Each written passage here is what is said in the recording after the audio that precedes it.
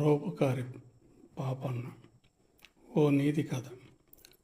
ఒక చిన్న గ్రామంలో పాపన్న అనే రైతు ఉండేవాడు. అతను చాలా దయగలవాడు. ఎవరికైనా ఇబ్బంది అయితే తన పని వదిలి సహాయం చేస్తాడు. ఒకసారి గ్రామంలో వర్షం రాక పంటలు ఎండిపోయాయి. చాలామంది ఆకలితో ఇబ్బంది పడసాగారు. పాపన్న తన గదిలో ఉన్న ధాన్యాన్ని పేదవారికి పంచిపెట్టాడు. ఒకరోజు రాత్రి పాపన్న ఇంట్లో దొంగ వచ్చాడు. కానీ అతను పట్టుకుని వెళ్ళటానికి ఏమీ దొరకలేదు. పాపన్న లేచి, ఇదిగో ఈ అన్నం తిను, ఇదే ఉన్నదని అన్నం ప్లేట్ ఇచ్చాడు. ఆ దొంగ మనసు మారి మంచి మనిషిగా మారిపోయాడు. పాపన్న కాళ్ళ మీద పడి క్షమించమని అడిగాడు.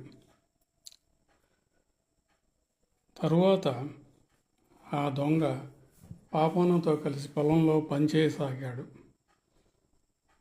కొలది కాలం తరువాత వచ్చిన ధాన్యాన్ని అతను పాపన్నతో కలిసి గ్రామంలో పేదవాళ్ళైనటువంటి ప్రజలకి పంచిపెడుతున్నాడు. ఈ విధంగా మంచివాళ్ళు మంచి మనసుని గెలుచుకుంటారు.